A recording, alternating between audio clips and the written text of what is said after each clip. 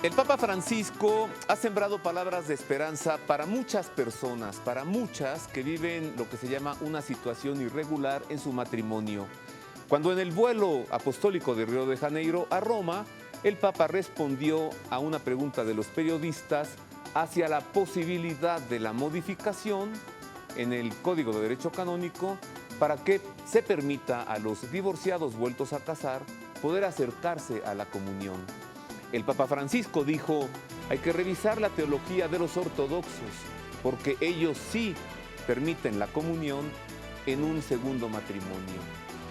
Así que es posible que este candado pueda abrirse en la Iglesia Católica. Adelantándonos un poco a lo que el Papa ha dicho hoy aquí en esta mesa, platicaré con un monje ortodoxo ruso sobre este tema, la teología ortodoxa que permiten la pastoral matrimonial, la comunión a los divorciados vueltos a casar. Quédese con nosotros, acompáñenos, es el tema de hoy.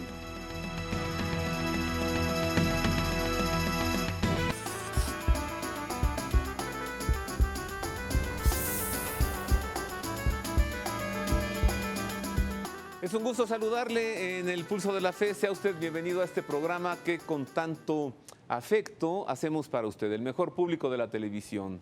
Un público con muy buen gusto, un público refinado. Muchas gracias por estar con nosotros en este domingo. El Papa Francisco también dijo durante esa rueda de prensa en el vuelo de Río de Janeiro a Roma, dijo, en octubre me reuniré con el Consejo de 8 cardenales y este es uno de los temas que revisaremos en referencia a la pastoral matrimonial. Vamos a recordar una parte pequeña de esa rueda de prensa en el viaje apostólico de Río a Roma. El Papa platicó con los periodistas durante hora y media. Yo le pondré enseguida pues apenas 5 minutos, un resumen muy breve de ese encuentro del Papa con los periodistas y luego le entramos a este tema. ¿Será posible por fin que los divorciados vueltos a casar en la Iglesia Católica puedan acceder al sacramento de la comunión? Esto está en el Consejo de 8 cardenales, en la revisión de la teología ortodoxa y en el pontificado de Francisco. Seguramente, ni siquiera en sus sueños más atrevidos de avesados cronistas se habían atrevido a llegar tan lejos. Entrevistar a un papa durante más de 1 hora, pudiendo preguntarle sobre todo, incluso el problema más escabroso, del tema más incómodo, y escuchar cómo te responden de una manera directa, sincera, libre y simpática. Es lo que sucedió en el vuelo papal de regreso desde Río de Janeiro a Roma. En los ojos del Papa y los periodistas que le acompañaban, todavía brillaban los 3 millones de personas de Copacabana. Y el Papa confía sus imprecisiones sobre una semana memorable. Estoy contento, ha sido un viaje bello. Espiritualmente me ha hecho bien. Encontrar a la gente hace bien, porque el Señor trabaja en cada uno de nosotros. Trabaja en el corazón y la riqueza del Señor es tanta que siempre podemos recibir muchas cosas hermosas de los demás. Y esto me hace bien. Presentado por el portavoz, el padre Federico Lombardi, el Papa se enfrenta a un pelotón de periodistas de distintas nacionalidades. Muchos son vaticanistas de larga trayectoria, todos armados con libretas y preguntas. Esta ocasión única se aprovecha también para tratar temas delicados, por ejemplo, el destino del IOR. El Papa Francisco no se va por las ramas. Yo me fío del trabajo de las personas, del Instituto para las Obras de la Religión, que están trabajando en esto, y también de la Comisión. Pero eso sí, las características del IOR, ya sea banco, sea fondo de ayuda, sea lo que sea, transparencia y honestidad. El escándalo, como es sabido, despierta todos los deseos de muchos medios, y atribuir alguno al Vaticano todavía más. Uno de los más tratados desde hace meses es el del llamado lobby gay. Una pregunta imposible de hacer a un papa, todo lo contrario. Si una persona es gay y busca al Señor y tiene buena voluntad, ¿quién soy yo para juzgarla? El problema es crear lobby de esta tendencia, lobby de avaros, lobby de políticos, lobby de masones, muchos lobbies. Este es el problema más grave para mí. La franqueza del Papa coge un poco de improviso, como su ironía, que de tanto en tanto provoca verdaderas carcajadas, como cuando se le pregunta qué secreto guarda en la cartera que lleva siempre consigo. No llevaba la llave de la bomba atómica. La llevaba porque siempre lo he hecho así. Cuando viajo, la llevo. ¿Y qué hay dentro? Están el rosario, el breviario, la agenda. Hay un libro para leer. Me he traído uno de Santa Teresita, de la que soy devoto. Siempre he llevado la cartera cuando viajo, es normal. Ni siquiera la provocación sobre la presencia de un doble papa en el Vaticano incomoda al Papa Francisco. Su frase sobre Benedicto XVI es una obra maestra de afecto y humanidad. He encontrado una frase para expresarlo. Es como tener al abuelo en casa, pero el abuelo sabio. Cuando en una familia está el abuelo en casa, se le venera, se le quiere, se le escucha. Pues bien, esta frase lo dice todo. Para mí es como tener al abuelo en casa, mi papá. El Papa encuentra también palabras de admiración para sus otros predecesores, Juan XXIII y Juan Pablo II, de los que indica una posible canonización conjunta en la primavera de 2014. Y finalmente, una mirada sobre sí mismo, a su manera de entender la vocación de pastor. Siempre existe el peligro de creerse un poco superiores a los demás, no como los demás, un poco como un príncipe. Son peligros y pecados. Pero el trabajo de obispo es bello, es ayudar a los hermanos a avanzar. Pero como sacerdote he sido feliz y como obispo he sido feliz. En este sentido digo, me gusta. ¿Y ser el Papa? Pregunta un periodista. También, cuando el Señor te pone ahí, si haces lo que el Señor quiere, eres feliz. Esto para comenzar. Para profundizar en este tema, recibo con afecto y con una especial gratitud al padre Efrén. Él es un hieromonje ortodoxo ruso. Él es un sacerdote de la Iglesia Ortodoxa rusa, pero también es un monje con votos de humildad, obediencia y celibato. El padre Efrén vive en un monasterio ortodoxo ruso, así que le agradezco mucho que se haya desplazado, que haya salido de su monasterio y que esté con nosotros, padre Efrén. Muchas gracias. Muchas gracias a usted. También recibo con afecto pues, a un amigo que Dios me regaló, es el arquitecto Ángel Díaz Bonet. Él coordina peregrinaciones a los lugares santos, a santuarios, a basílicas, a catedrales. Pues desde hace muchos años ha hecho más de 150 peregrinaciones y ha hecho varias a Rusia. Conoce muy bien la historia de la Iglesia Ortodoxa rusa, conoce la historia del Cisma de Oriente y además domina la arquitectura sacra ortodoxa de esas iglesias maravillosas con forma de cebollas, de pirulí, con tantos coloridos. Ángel, bienvenido, muchas gracias. ¿Qué tal, Roberto? Gracias por la invitación. Gracias, Ángel. Padre Efrén, entremos a la materia. Mire, también dijo el Papa en ese vuelo, dijo, si nos ponemos estrictos ante la poca madurez con la que muchas personas van al matrimonio, más de la mitad son nulos. Y habló también sobre revisar los tribunales, los juicios de nulidad matrimonial, etc. O sea, hay mucha gente que vive en una situación irregular, que son buenos creyentes, bautizados, gente de buena voluntad, y que sufren por no poder acercarse a la comunión. ¿Ustedes cómo han logrado encontrar en la teología un elemento que les diga, divorciados vueltos a casar, si pueden? Bueno, particularmente en la Iglesia rusa existe un antecedente que se puede decir es propiamente histórico. Primero, porque la historia del pueblo ruso está permeado por una situación de guerra y de revolución, de inestabilidad social. Durante el tiempo de las guerras... ¿Se refiere concretamente a la caída de los zares o antes? durante la caída de los Ajá. zares y aún anteriormente con las guerras, ¿verdad? Las guerras contra los franceses, contra los alemanes. En esas instancias, muchos matrimonios se separaban por cuestiones de la guerra y no volvían a encontrarse. Ya no recuperaban esa unidad que habían encontrado por cuestiones de guerra.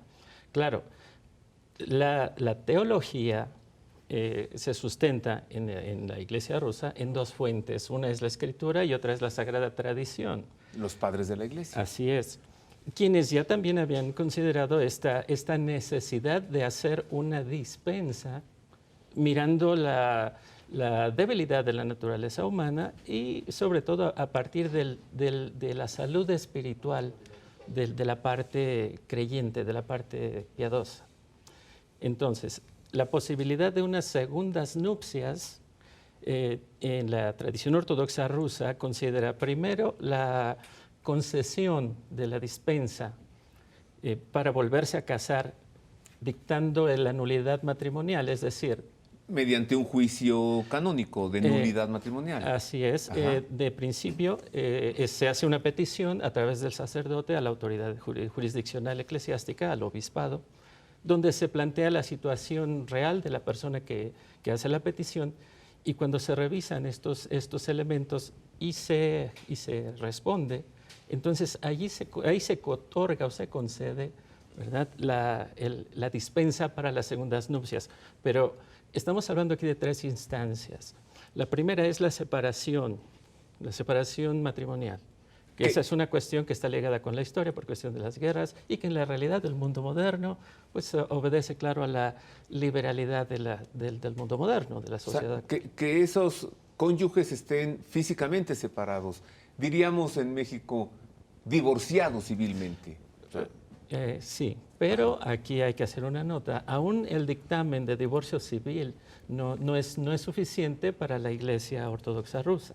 Es necesario contar con el permiso de la autoridad eclesiástica. Ángel, ¿tú encuentras algún otro elemento histórico o patriarcal, haciendo alusión a los padres de la Iglesia, para esta situación? Bueno, eso viene por una necesidad de estas circunstancias, ¿no? Cuando alguien era apresado y se lo llevaban a un campo de concentración o a un campo y vivía refugiado, pues la separación, aunque siguen viviendo los dos, pues se puede extender por más de 20 años, ¿no? Entonces, aquí fue forzada las circunstancias a darse ese dictamen. Aquí el problema que tenemos nosotros es más por la tomada a la ligera el sacramento del matrimonio, ¿no? Muchas veces la gente llega a casarse, pero sin saber por qué lo está haciendo, ¿no? Como dijo el Papa en el avión, si nos ponemos estrictos, pues más de la mitad de los matrimonios son nulos porque llegan con inmadurez. Sí, se tiene que actuar por los dos lados. Primero, por saber hacer consciente a la gente de la responsabilidad de un sacramento y un matrimonio que es indisoluble. Y por otro lado, en ciertas circunstancias, facilitar el camino para este tipo de circunstancias, sobre todo, pues ya la Iglesia lo tiene bien estudiado. Lo que falta es agilizar los caminos o que sea accesible para todo el mundo, porque muchas veces por tener una muy buena relación con un sacerdote que se dedica a eso, pues es más fácil para otra persona que no la tiene, ¿no? El Papa Francisco textualmente dijo, los divorciados pueden comulgar. Claro, eso siempre lo hemos sabido. No hay problema. Pero cuando viven en una segunda unión, no pueden. Los ortodoxos tienen una praxis, es decir, una práctica diferente.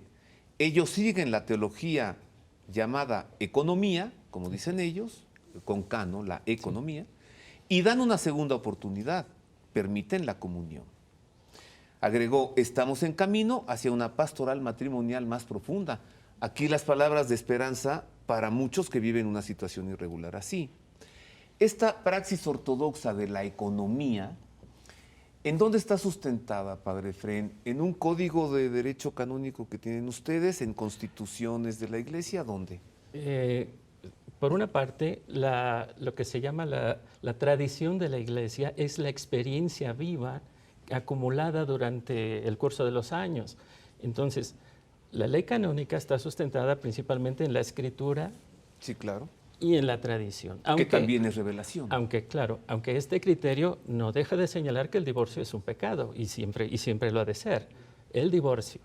Pero la práctica de las segundas nupcias considera como una necesidad de salvaguardar el bienestar del espíritu humano, el otorgar la posibilidad de volverse a casar, aunque hay que señalar que la ceremonia de segundas nupcias no tiene el mismo carácter que el matrimonio original primario, es decir, tiene un carácter penitencial. Hay oraciones que mencionan la solicitud de la misericordia divina por causa de la debilidad humana, y en la misma ceremonia no se efectúa con las coronas, como es el rito completo. Es un rito un poco más penitencial. Sí, no hay fiesta, hay penitencia. No se usan las coronas y se menciona en las oraciones la necesidad de solicitar el perdón de Dios por causa de la debilidad humana. Sí. Bueno, como decías, históricamente hay algunos puntos. Hay papas que se han batido por defender los matrimonios, incluso contra reyes. Cuando no tienen sucesión,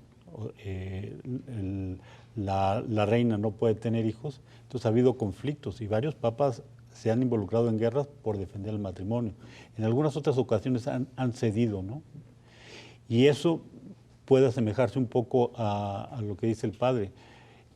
También bajo ciertas circunstancias, buscando solamente el tener un heredero, porque los santos padres o los papas que se han visto involucrados en eso, han visto la necesidad de que si no había un heredero podía haber un problema muy grave de guerra, ¿no?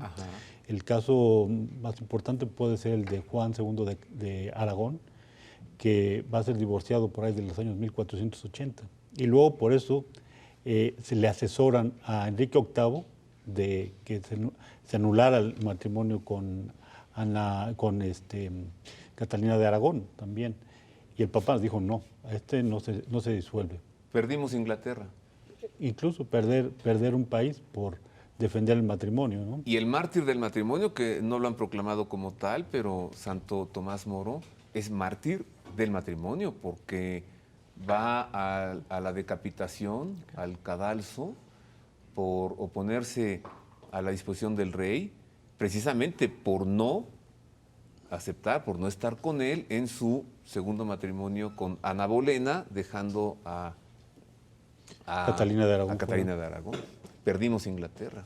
Entonces, la historia no es fácil, padre Efrén. O sea, si le rascamos, de pronto alguien pudiera decir, pero ¿por qué el Papa Francisco de pronto va a borrar 2000 años de iglesia y va a hacer una cosa así, cuando además sabemos que el matrimonio es un sacramento y que como tal es indisoluble?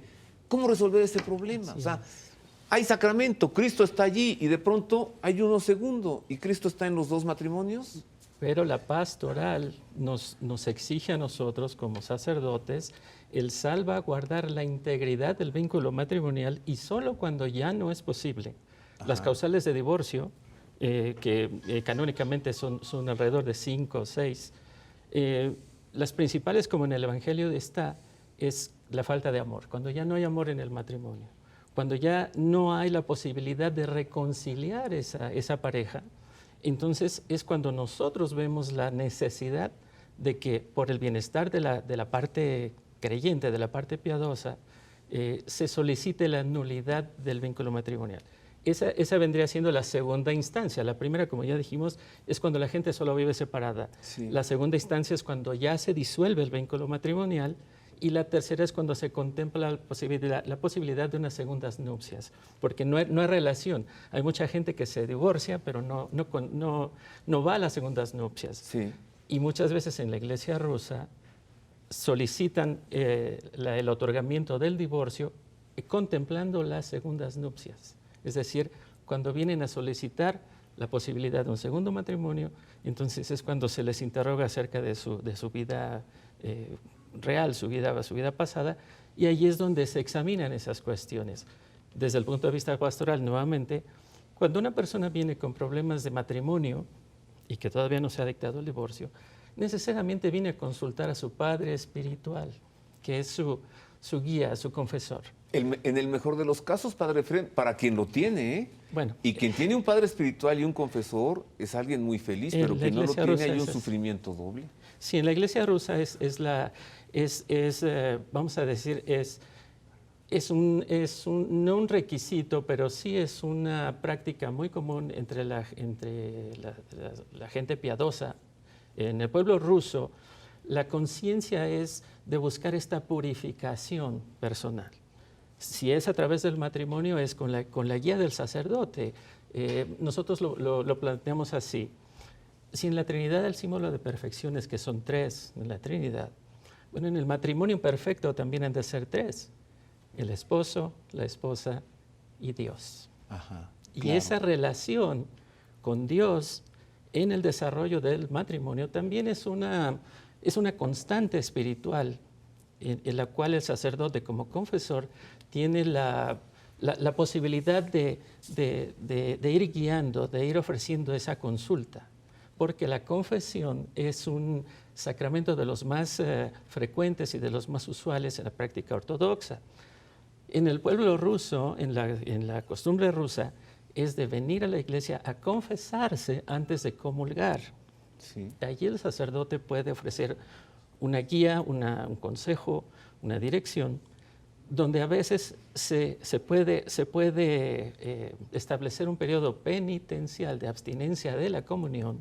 Ajá. Mientras se soluciona la cuestión del divorcio. Es decir, por esto la posibilidad de unas segundas nupcias no contempla la suspensión de la comunión como un requisito, un obstáculo. Bueno, qué grato es poder estar aquí con el padre Efrén, hieromonje ortodoxo ruso, conocer esta teología ortodoxa. Tengo que hacer la aclaración que cuando el Papa Francisco se refirió a los ortodoxos, no solamente lo hizo en referencia a la Iglesia Ortodoxa rusa, también a la Iglesia Ortodoxa griega, también a la Iglesia Ortodoxa copta, es decir, a todas las iglesias ortodoxas. Voy a hacer una pausa breve. Al volver, le voy a preguntar a Ángel Díaz Bonet, le voy a pedir que nos haga una rápida historia del surgimiento de las iglesias ortodoxas del Cisma de Oriente para tener un cuadro de referencia histórico. Antes de hacer esta pausa, le dejo con una nota que nos habla sobre el sacramento del matrimonio. Le recuerdo que este programa, que se llama El Pulso de la Fe, trata cuestiones de fe. O sea, aquí no estamos hablando de divorcios civiles, estamos hablando de sacramento. Hay un sacramento que es el matrimonio. Y el problema es que, como el matrimonio es sacramento, es indisoluble. De eso estamos hablando, no de cuestiones civiles, no de divorcios. Vea usted esta nota, el sacramento del matrimonio, y luego volvemos con más. La alianza matrimonial, por la que el varón y la mujer constituyen entre sí un consorcio de toda la vida, ordenado por su misma índole natural, al bien de los cónyuges y a la generación y educación de sus hijos, fue elevada por Jesucristo a la dignidad de sacramento entre bautizados. Así define el Catecismo de la Iglesia Católica en su artículo 1601, el sacramento del matrimonio. En su artículo 602, el Catecismo explica que la íntima comunidad de vida y amor conyugal está fundada por el Creador y provista de leyes propias. El mismo Dios es el autor del matrimonio. La vocación al matrimonio se inscribe en la naturaleza misma del hombre y de la mujer, según salieron de la mano del Creador. El matrimonio no es una institución puramente humana, a pesar de las numerosas variaciones que ha podido sufrir a lo largo de los siglos en las diferentes culturas, estructuras sociales y actitudes espirituales. Estas diversidades no deben hacer olvidar sus rasgos comunes y permanentes. A pesar de que la dignidad de esta institución no se traduzca siempre con la misma claridad, existe en todas las culturas un cierto sentido de la grandeza de la unión matrimonial. Es claro que la salvación de la persona y de la sociedad humana y cristiana está estrechamente ligada a la prosperidad de la comunidad conyugal y familiar.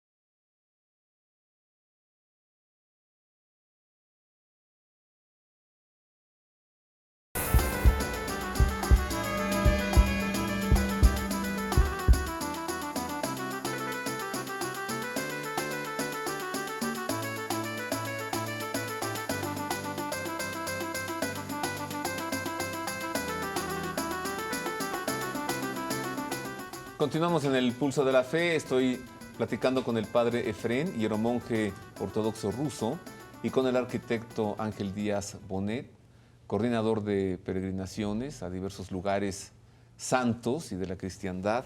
Estamos hablando sobre la teología ortodoxa que permite comulgar en un segundo matrimonio. Ese es el tema central de hoy. Antes de continuar, le quiero advertir que en este tema cada quien pone su propia apreciación según le ha ido en la vida. Es decir, cada quien habla como le fue en la feria. Mire, ¿qué puede hacer una mujer si de pronto su esposo anda de infiel con otra mujer, abandona su hogar, a su esposa y a sus hijos? ¿Qué puede hacer esta mujer? O viceversa, ¿qué puede hacer un hombre que llega a su casa un día y se encuentra en la mesa una cartita que dice, ya no te quiero, adiós, ahí te dejo a los niños, o se los llevan, ¿no? ¿Qué hacer ante una situación de estas? O sea, se tiene que ir el hombre creyente, la mujer creyente, a tocar la puerta de la iglesia y decir, señores, ¿qué hago? Yo me casé con ese señor, yo me casé con esta señorita y ahora ya se fue. ¿Cuál es mi situación? Y después de un tiempo, pues surge alguien que sí parece llenar las expectativas y que sí promete felicidad. Y viene el enamoramiento y se quiere hacer una vida con él, pero la iglesia responde, tú eres casado, tú eres casada, tienes un sacramento. Entonces vive tu vida ahí como tú quieras, pero no puedes acercarte a la comunión. Ese es el problema del que hoy estamos hablando. ¿Y por qué no? Porque como el sacramento es indisoluble. Vea usted esta nota que nos habla sobre la indisolubilidad del matrimonio y profundizamos en el tema enseguida.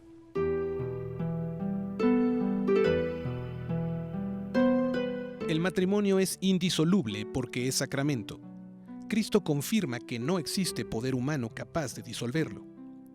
En sus artículos 1639 y 1640, el Catecismo de la Iglesia Católica determina que el consentimiento por el que los esposos se dan y se reciben mutuamente es sellado por Dios. De su alianza nace una institución estable por ordenación divina, también ante la sociedad. La alianza de los esposos está integrada en la alianza de Dios con los hombres. El auténtico amor conyugal es asumido en el amor divino. Por tanto, el vínculo matrimonial es establecido por Dios mismo, de modo que el matrimonio celebrado y consumado entre bautizados no puede ser disuelto jamás. Este vínculo resalta del acto humano libre de los esposos y de la consumación del matrimonio. Es una realidad ya irrevocable y da origen a una alianza garantizada por la fidelidad de Dios. La Iglesia no tiene poder para pronunciarse contra esta disposición de la sabiduría divina. Sin embargo, ya que la Iglesia debe responder a los planteamientos de los fieles, luego de la separación y del divorcio, debe investigar si en efecto hubo sacramento o no. Luego de la indagación, emite su resolución en la confirmación o en la declaratoria de nulidad matrimonial. Para declarar la nulidad, debe considerar varias causales y solamente corresponde a los tribunales eclesiásticos determinarlas como viables.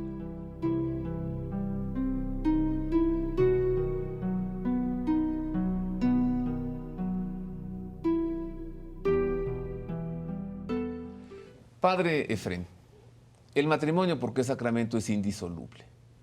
¿Cómo resolver esto? Así es. ¿Cómo lo resuelven los ortodoxos? O sea, ¿hacia dónde iría el Papa Francisco?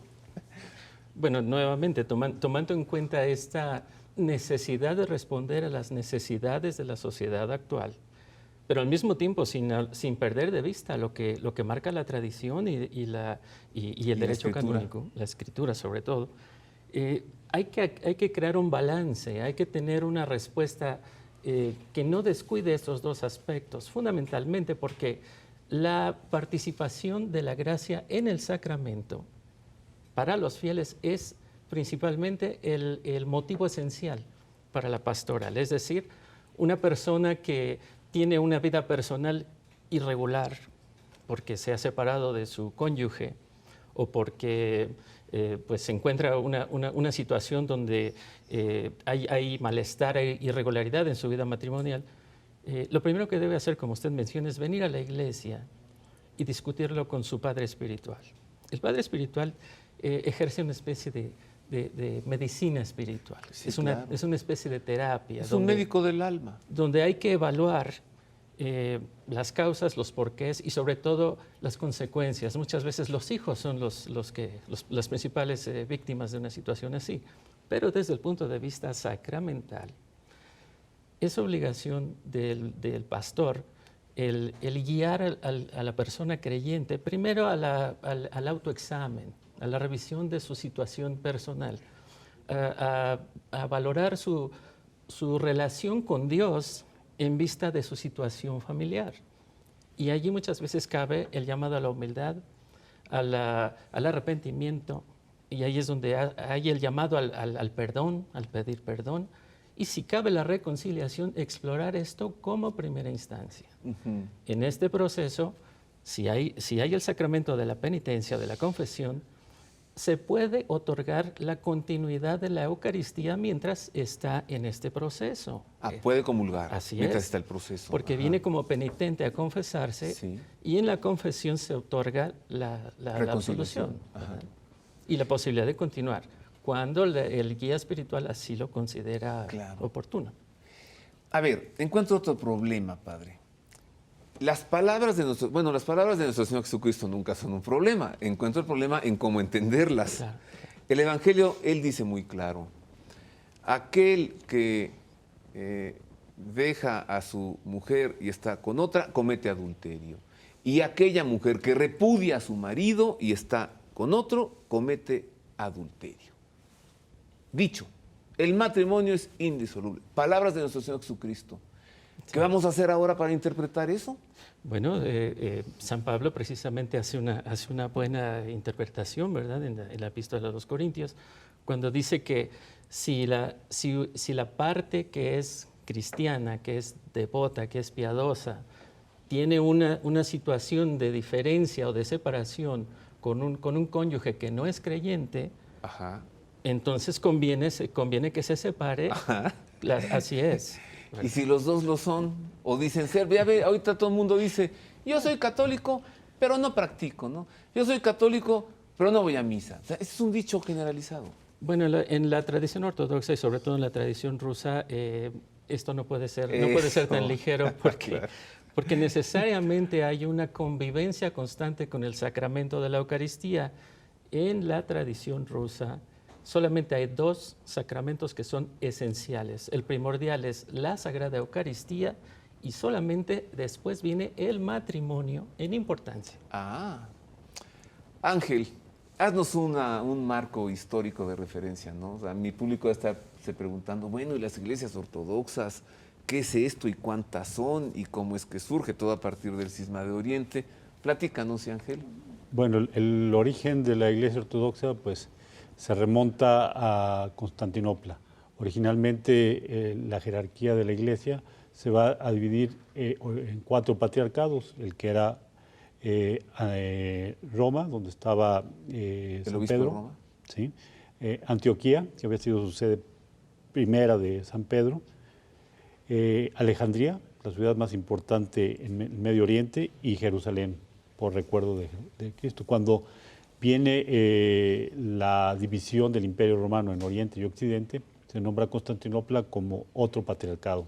A partir de ahí van a funcionar estos dos, sobre todo Constantinopla, porque era donde vivía el emperador, y Roma, donde vivía el Papa, como cabezas de la cristiandad. Poco a poco los otros patriarcados se van a ir separando. Primero se separará Alejandría, luego Antioquía, con los diferentes cismas y sobre todo divisiones en la concepción de la Trinidad, y quedarán Constantinopla y Roma.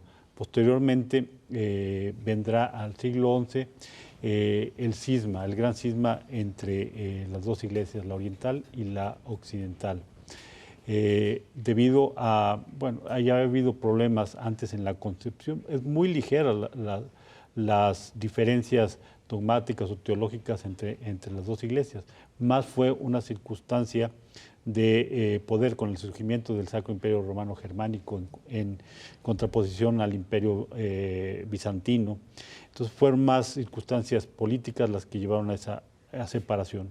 Aunque la iglesia volvió a unirse poco antes de la caída de Constantinopla, cerca del año 1438, 1450, hubo varios años previos a la caída de Constantinopla que se volvió a unir la iglesia.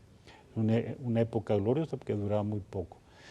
Posteriormente vendrá la caída de Constantinopla y la iglesia oriental perderá su fuerza. La que recuperará toda la tradición bizantina será la iglesia rusa, porque entonces es cuando Rusia empieza a consolidar su fuerza a través de los zares, de Iván el Terrible, luego de Pedro el Grande, todos estos, y serán el baluarte de la tradición ortodoxa, ¿no? Aunque siguen las otras arzobispos y los otros patriarcados menores, en Bulgaria, en Grecia, en Chipre, que son iglesias autocéfalas. Todas estas iglesias ortodoxas son autocéfalas, tienen a un primado, que es el primo inter pares, que es el patriarca de Constantinopla.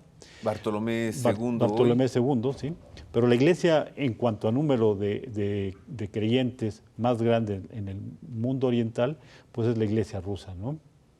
El patriarca de Moscú, pues es el jefe de la iglesia. Así es. ¿Avala todo esto, padre Efrén? Sí, sí, Sí. claro que sí. Ajá. Claro que debemos tomar en cuenta que la historia de la iglesia en Oriente, ¿verdad?, como también se denomina las iglesias orientales, ¿verdad?, ha estado llena de estos conflictos políticos, estas guerras, estas revoluciones. De hecho, la caída del muro de Berlín, cuando estas repúblicas orientales de Rusia se autonomizan, también empiezan a crear sus propios patriarcados, sus propias jerarquías a partir de las nacionalidades. Y esto va haciendo que la iglesia principalmente no se fraccione como tal, porque obviamente tienen una raíz histórica profunda. Principalmente celebran en el mismo idioma, en eslavo, ¿verdad? Usan un lenguaje que tiene históricas raíces, en un lenguaje litúrgico que los une. Y aunque tengan su propio patriarca en Ucrania, ¿verdad?, en Georgia, en Albania, en Armenia, siguen teniendo una comunión espiritual que las identifica como hermanas. Y como ortodoxas. Así es. ¿Quién llevó el evangelio a Rusia? Fue uno de los apóstoles, ¿verdad? Bueno, sí. Hubo San Vladimir, que es patrono de la nacionalidad rusa, quien envió a San Cosme y San Damián en esta búsqueda para unificar el imperio bajo una sola creencia, bajo una misma fe, porque el territorio ruso ya desde aquellos tiempos era inmenso, no se ocultaba el sol en el imperio ruso. ¿Y había tribus eslavas? Sí, es decir, todas estas regiones que eran de la parte sur central de Rusia, que habían sido dominadas por tártaros y por musulmanes y por estas tribus nómadas, cuando se unifica el imperio con el príncipe Vladimir, se busca una religión que dé uniformidad. Y esta es la tradición de Constantinopla traída por Cirilo y Metodio, que son los que unifican a través del idioma cirílico, que es el lenguaje litúrgico de la Iglesia rusa, a toda este territorio con esta misma fe. Bueno, esto es fascinante. Esto es fascinante. Vámonos a Rusia, padre Efrén. Oh, encantado. Vámonos a Rusia, Ángel. Y llevamos las cámaras de televisión y nos metemos a la Catedral de Moscú, que son dos, ¿no? Cristo Salvador y la Ascensión. La Catedral de Ascensión. Y luego nos vamos a San Petersburgo y vamos a la fortaleza de San Pedro y San Pablo. En San Petersburgo, ¿cuál es la catedral? Bueno, también es que hay varias catedrales, no es como en el mundo católico que es donde está el obispo. Bueno, pero cada diócesis tiene su catedral. Entonces son varios, sí, bueno, pero aquí en una misma ciudad hay varias catedrales. Con una riqueza histórica. Varias catedrales en San Petersburgo, varias catedrales en Moscú. Así es. Y el comunismo no pudo acabar con la iglesia en Rusia. No, pero lo intentó. De hecho, cuando se restituye la libertad religiosa en Rusia, por parte del patriarcado hay toda una campaña para enlistar a los mártires del comunismo, claro, entre los cuales se contaban sacerdotes, obispos. Voy a hacer una pausa, regreso, para continuar con más de este tema, la Iglesia Ortodoxa rusa y la posibilidad de la comunión en un segundo matrimonio, a partir de lo que el Papa Francisco dijo a los periodistas en el vuelo de Río de Janeiro a Roma. Vuelvo con más.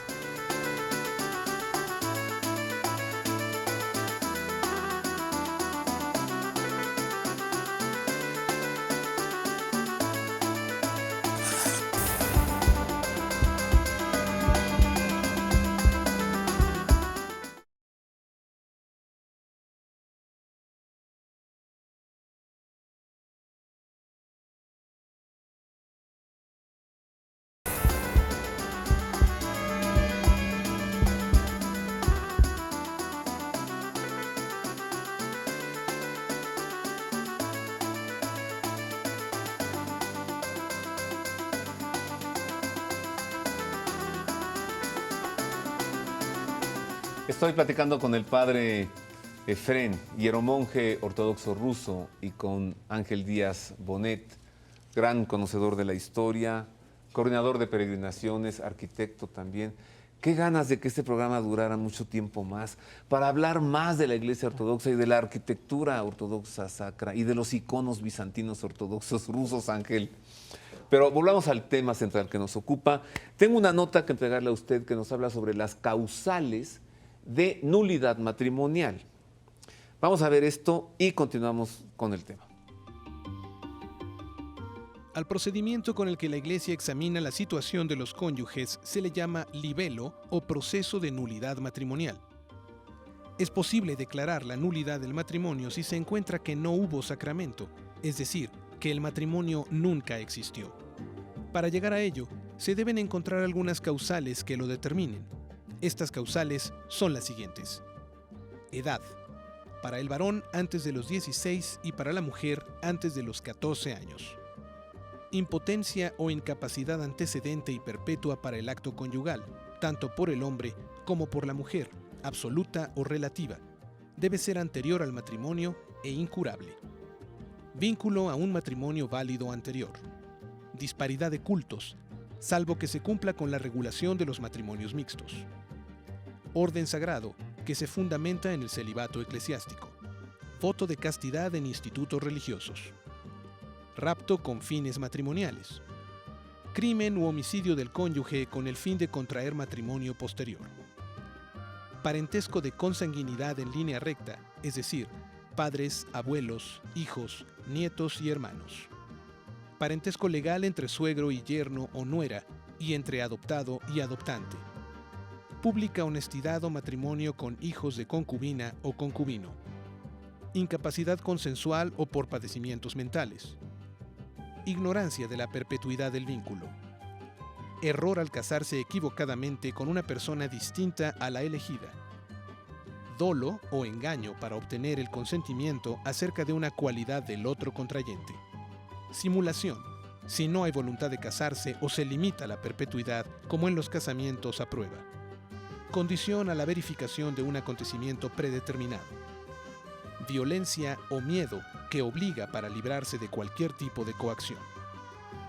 Forma de contraer el matrimonio, que debe ser solamente ante un ministro habilitado por la Iglesia.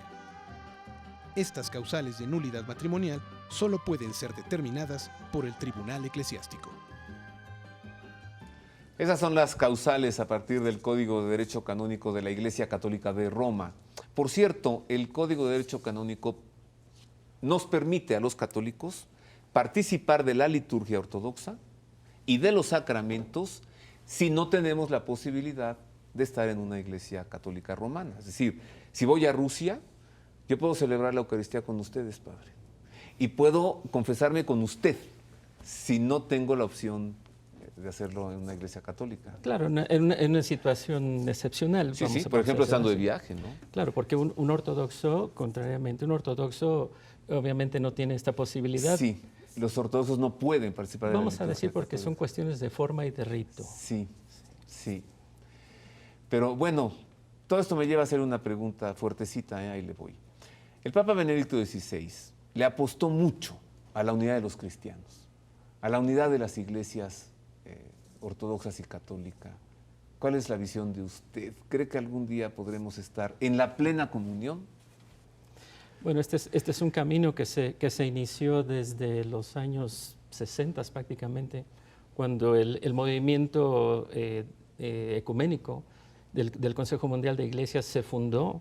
Ya desde ahí había una presencia ortodoxa muy importante tomando parte en las discusiones.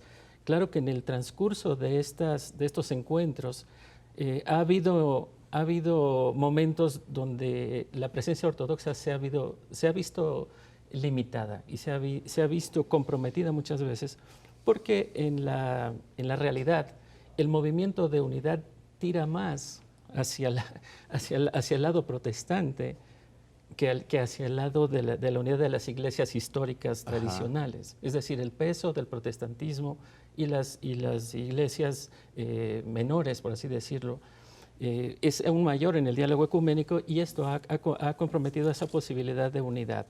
Aunque desde el punto de vista espiritual es muy deseable. Todas las iglesias, principalmente la iglesia ortodoxa, pues tiene también ese ideal, ¿verdad?, de gozar de la unidad aquí abajo, de la que esperamos gozar allá arriba, ¿verdad? Dios quiera que sí, padre. Así es. Ángel, un peregrino que vaya a Rusia, me acuerdo del libro El peregrino ruso. El peregrino ruso. ¿Qué es lo que puede ver, conocer, entrar, visitar? Bueno, Digo, además del Kremlin y la Plaza Roja, ¿no? Pero hablando de la fe. No, bueno, nosotros nos basamos mucho en hacer un recorrido por las iglesias, por las catedrales. Por ejemplo, ahora en San Petersburgo, el último zar ha sido canonizado. Nicolás II y su familia. Canonizado. Sí, en la con Iglesia su familia, ortodoxa, sí. Con toda la familia. Porque fueron martirizados, fueron muertos por la persecución a la fe. Por la persecución Claro, a la fe. sí. No, y porque toda la historia ha sido distorsionada. O sea, realmente muchas de las cosas que ahora tenemos como dadas por hecho, hay que investigarlas, porque hay campañas, sobre todo era un peso muy fuerte las monarquías católicas o cristianas para la introducción de todas estas nuevas políticas entre lo que... Dictaduras totalitarias. No, y sobre todo la democracia también. O sea, decir, para nosotros es más fácil manejar una democracia, todos estos que gobiernan ahora las finanzas y la economía, manejar una democracia que un buen rey. Porque un rey... Bueno, yo sé que te fascina el tema de la historia, pero dinos qué hay que ver en Rusia. No, sobre todo visitar estos lugares, por ejemplo, la iglesia del Santo Salvador, o de la Resurrección en San Petersburgo, es una iglesia donde fue muerto el abuelo de Nicolás II también, ¿Cuál es Alejandro la sede del II. patriarca? Moscú. Sí. Y hay varios iglesias y monasterios reconocidos por la UNESCO como Patrimonio de la Humanidad, porque son impresionantes. La fortaleza de San Pedro y San Pablo, en Ahí, San Petersburgo. Sí, porque ahí donde está la iglesia votiva de los cultos a los zares masacrados. También cuando vamos a Moscú, a cerca de 70 kilómetros se le llama el Vaticano de Moscú, donde está un monasterio con cerca de 300 monjes en Sergiev Posad. Así es. ¿Se puede entrar? Sí. ¿Se Hay puede catacumbas también. visitar a los monjes? Sí, es donde está ¿Me puedo confesar con uno? Sí, ¿Puedo comulgar? Claro. Bueno. En esas situaciones sí, padre. O sea, yo como católico sí. En esas circunstancias sí. Claro. Bueno, sí, es como le digo, es una cuestión de pedir permiso, ¿verdad? De pedir permiso, sí, por supuesto. Ahora, por ejemplo, en Francia, una de las órdenes monásticas que más está creciendo es de aquellos que han sido divorciados o abandonados por sus mujeres, hombres, porque eso se conoce más de mujeres, pero ahora los hombres están siendo, hay mujeres que ni siquiera se quieren divorciar y nada más abandonan la casa. ¿Ya lo ven? Y ahora hay hombres religiosos y sacerdotes provenientes de matrimonios fracasados y que viven felices. A ver, Ángel, tú vas a hacer un viaje ahora a Rusia, ¿no? Sí, ¿Cuándo sales? Estamos por salir ahora en 25 de septiembre. Ajá. Y va a Rusia, a Tierra Santa, va también a Turquía, a ver todos los orígenes de la Iglesia Oriental, desde Bizancio, luego a la parte rusa y también ¿Me llevas? a Tierra Santa. Claro. Y grabamos las iglesias y los monasterios. Sí, para... Y hacemos un programa para usted desde Rusia. Quien quiera ir, ¿dónde puede encontrar información? Bueno, pues está el sitio de internet www.viavaticano.com, o también puede llamar a los teléfonos 91 71 13 55. Ahí con ese teléfono es suficiente.